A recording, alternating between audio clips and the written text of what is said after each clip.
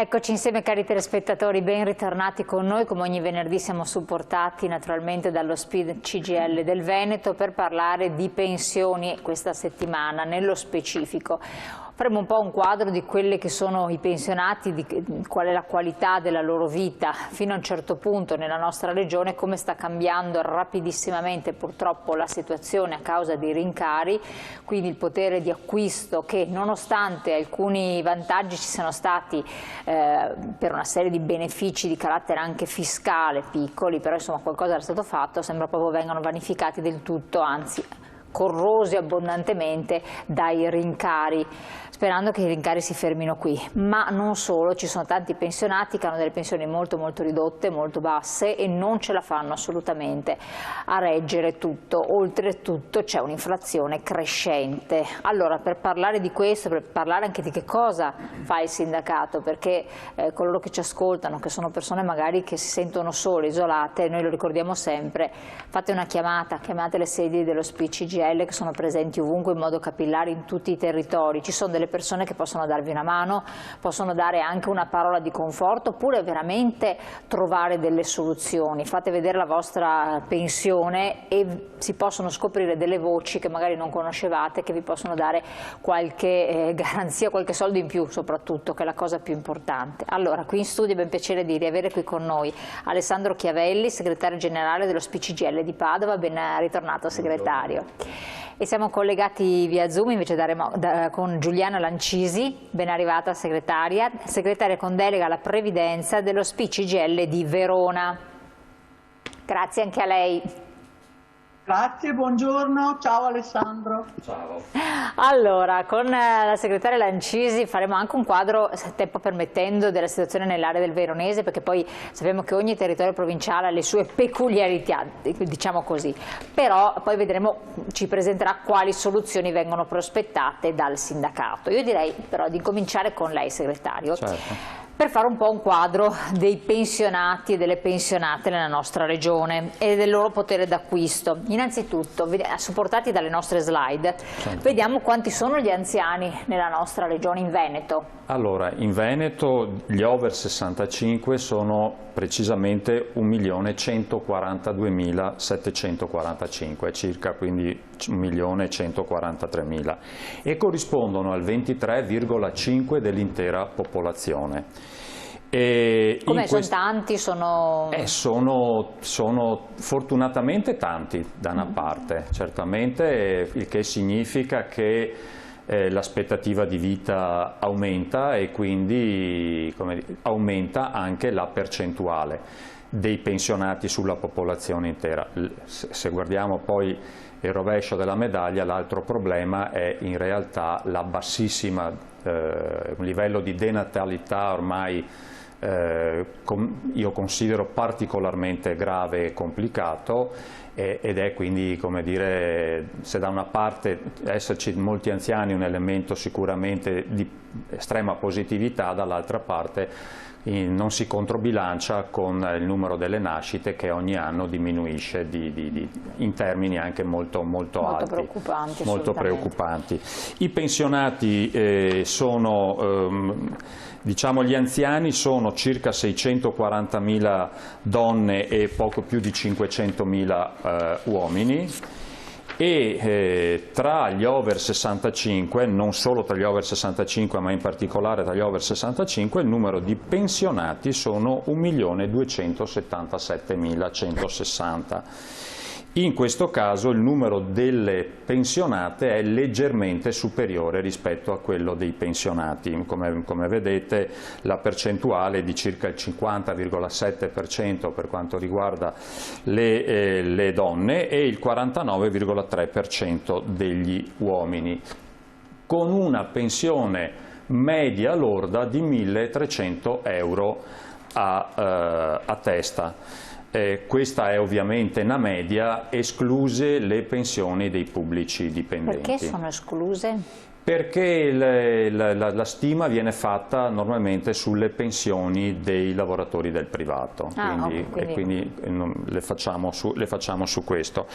L'elemento importante poi da sottolineare è che più della metà precisamente 666.437, sono meno di 1.500 euro lordi al mese. Che vuol dire netti quanto sarà? Saranno intorno ai 1.200 euro circa, 1.200-1.250 euro. In questo caso però la situazione, come dire, si stacca molto tra quella che è la situazione delle pensionate e quella dei pensionati. Nel senso che oltre il 65% delle pensioni delle donne è inferiore a questa cifra, mentre lo è solamente per il 34,8% degli uomini, perché qui c'è un primo elemento su cui è utile fare una riflessione, cioè che la pensione media delle donne è nettamente inferiore rispetto a quella degli uomini. Quindi non è calcolata la reversibilità in questo? All'interno di questo ci sono anche le pensioni di reversibilità che, come sappiamo, sono in percentuali nettamente di più tra le pensionate. Però un elemento sul quale noi facciamo non solo le riflessioni ma anche le rivendicazioni che stiamo portando avanti è proprio l'elemento che più ci preoccupa, è quello che è tra le donne, tra le pensionate donne, che c'è il più alto numero di pensionati poveri o estremamente poveri. E questo è un elemento sicuramente su cui noi riflettiamo, ragioniamo e rivendichiamo nei confronti del governo e del Parlamento. Anche in proiezione futura poi, perché quando si parla di aderire a opzione donna, abbiamo detto più volte, bisogna fare delle riflessioni molto attente perché poi si prospettano situazioni del genere. Assolutamente sì, nel senso che la prospettiva è che la forbice si allarghi ancora di più.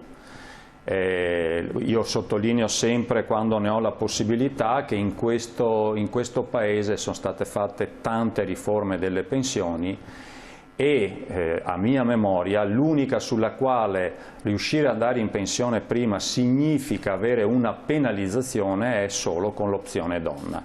E anche questo la dice lunga, insomma, rispetto all'atteggiamento che ha il legislatore nei confronti delle lavoratrici e delle donne. In questo proposito volevo chiedere l'intervento della segretaria di Verona, sia perché è donna, sia perché magari il territorio ha delle caratteristiche. Anche voi avete questo dato, questo riscontro nel veronese di tante donne in situazioni anche di difficoltà economica? Sì, sicuramente abbiamo tantissime persone, soprattutto pensionate, che sono in difficoltà economica.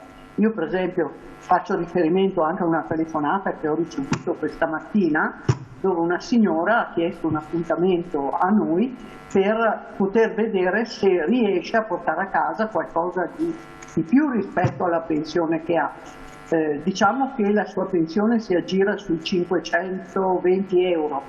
Probabilmente manca di alcuni elementi che invece devono essere richiesti, perché altrimenti l'INPS, se non li si chiede, non li dà, non li riconosce.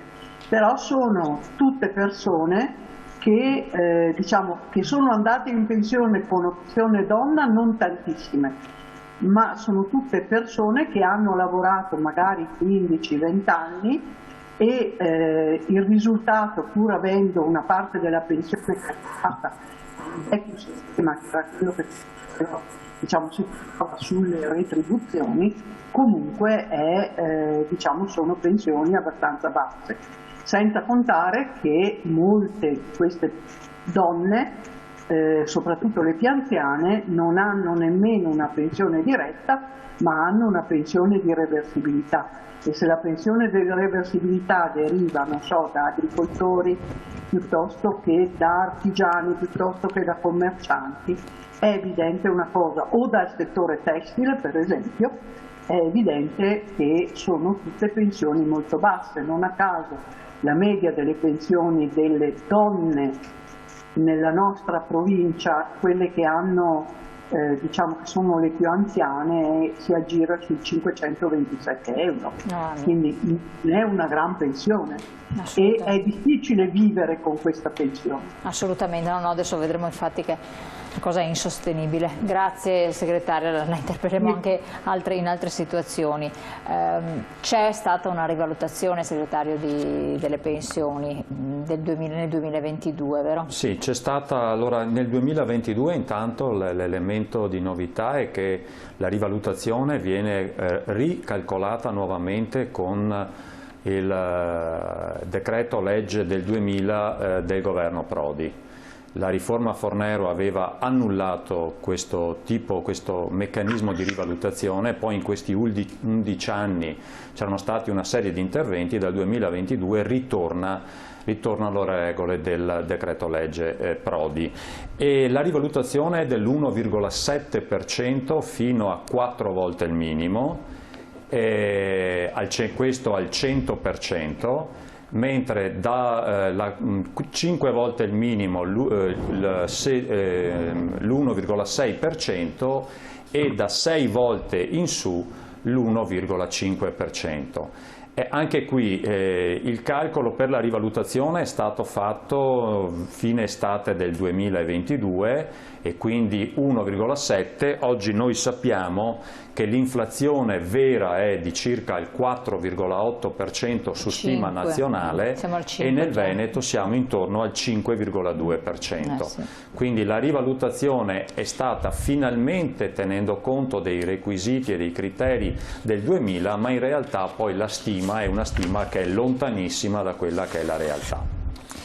Vediamo un po' gli effetti anche a ricaduta della rivalutazione, valutando l'importo mensile delle pensioni, calcolo ovviamente del 2021 sull'importo mensile 2022 con la rivalutazione. Vediamo anche là c'è supporto sempre alla scheda. Esatto, noi abbiamo fatto un'analisi assolutamente attenta e vediamo che chi ha aveva una pensione di 700 euro, con la rivalutazione arriva a 711,90 euro, quindi 11,90 euro, e poi via via ci sono tutti i vari scaglioni, insomma quelle che sono le pensioni più rappresentative, e vediamo che vanno da 11,90 euro per la pensione più bassa a 73,83 euro per quella che noi abbiamo messo come limite massimo in questa tabella di 5.000 euro. Quindi sono rivalutazioni assolutamente non soddisfacenti rispetto appunto a quello che da una parte, come dicevo prima, è l'elemento di inflazione reale, e dall'altra parte perché una serie di blocchi che si sono effettuati dal 2011 in poi sulle rivalutazioni proprio per effetto della riforma Fornero fa sì che anche oggi, quando tu dovessi comunque rivalutarla per come dovrebbe essere, ciò che hai perso in quegli anni non riesci più a recuperarlo, e questo è un altro elemento di assoluta negatività. Tra le altre cose, per carità, proporzionalità effettivamente, però su una pensione molto bassa, una rivalutazione molto bassa. Purtroppo queste sono le regole che in questo momento valgono, e questa è la legge oggi. Torniamo su questi aspetti, seguiteci dopo la pubblicità tra poco.